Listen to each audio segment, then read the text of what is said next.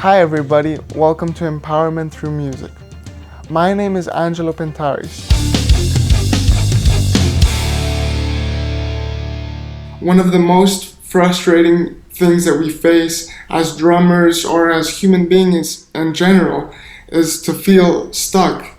And I started to think to myself, how can I make myself have as much forward momentum and progression in my life as possible? And after giving it a lot of thought, I came up with three main things. It's purpose. Purpose is the first one because it's so important to have a reason why you do something. The reason why you do something is what drives you, for example, to wake up every day and make sure you get your practice done. The second part is perspective. Perspective is also very important because having a positive perspective on things and being able to see the big picture will allow you to keep going and also enjoy the process. Sometimes it's very easy to get caught up in the day-to-day things or focus on one bad practice, for example, and get discouraged. But it's very important to put things in perspective and realize that it's okay if today's practice or whatever you're trying to do wasn't great, because tomorrow you can just wake up and try again to do better. And the last thing is perseverance or consistency, because everything takes time if you want to do it at a high level. When I think of forward momentum, I certainly would agree with you. I think it has to do with purpose, perseverance, and perspective. But those are three P's. When I think of that and the embodiment of that in an individual, I have to add another P to that, and that's Pentaris.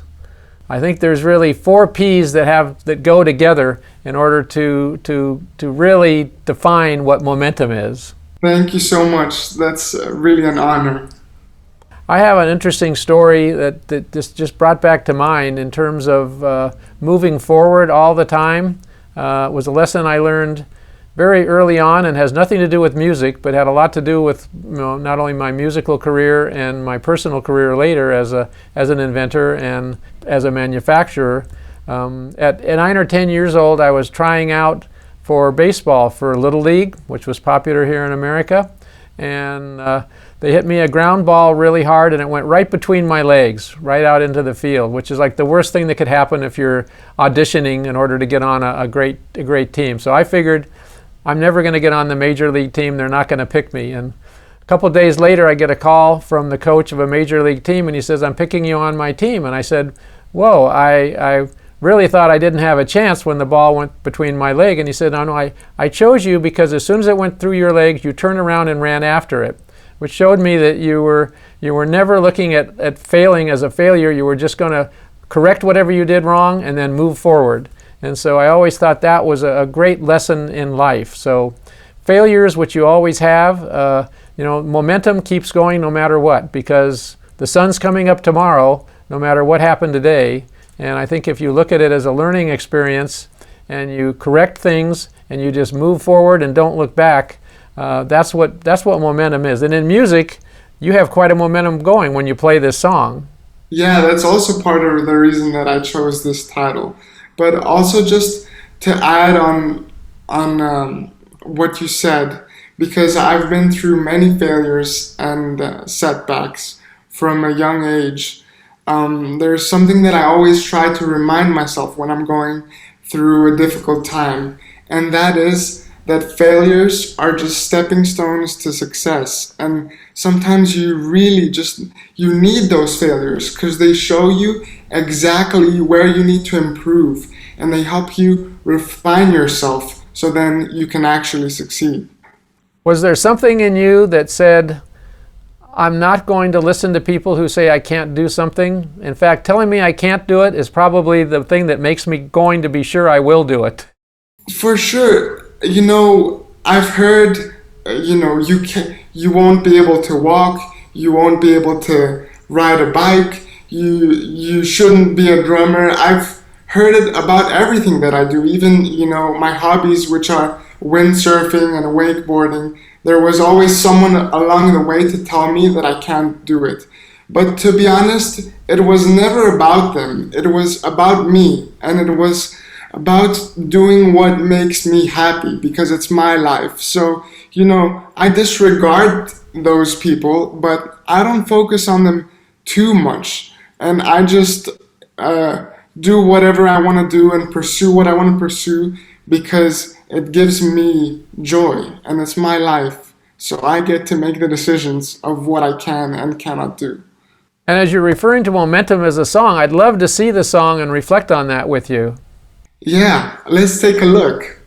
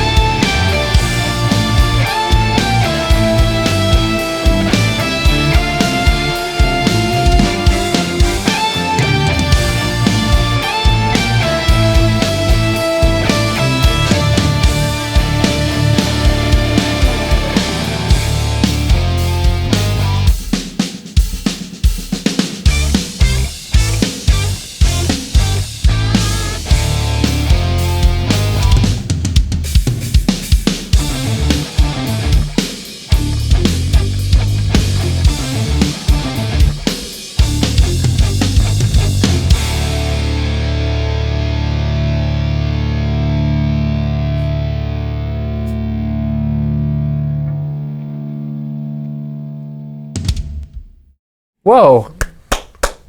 Congratulations. Great job. Your years of practice and going through college and graduating, it all comes out in your playing. But I've got to tell you, there's a little more history in your playing than you even know about.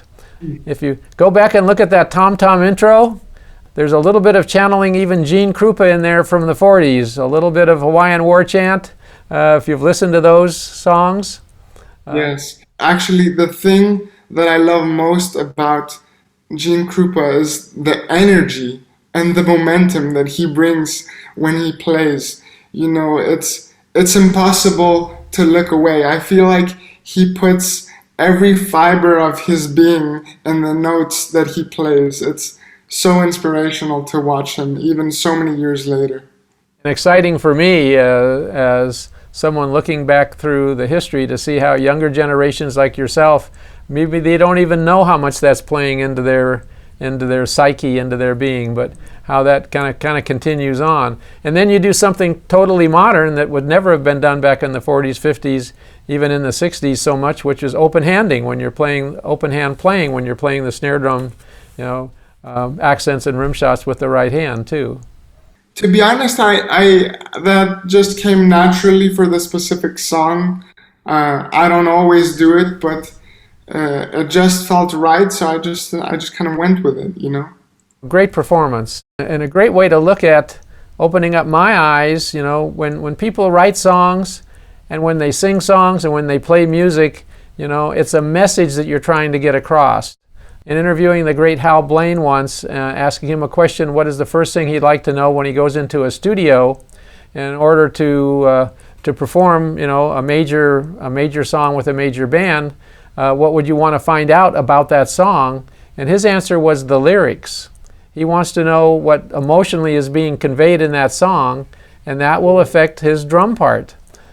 Something that you wouldn't think of as a normal answer. You'd normally think, well, the tempo, what's the genre, you know, what's the vibe you want? That's amazing.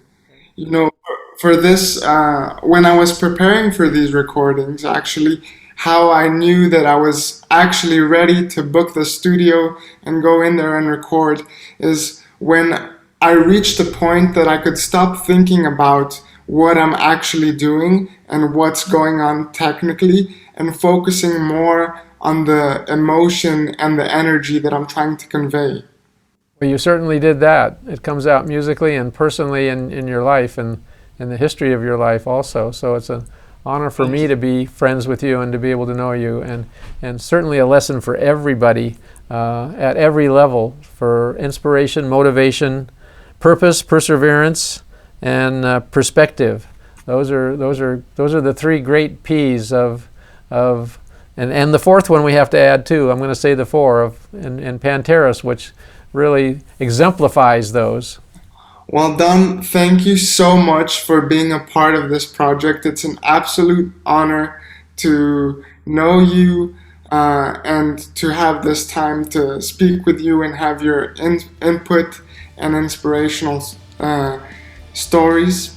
What a great message that you're giving out here for everybody. Thank you. I hope that everybody enjoyed season 2 of Empowerment Through Music, and I look forward to seeing you very soon.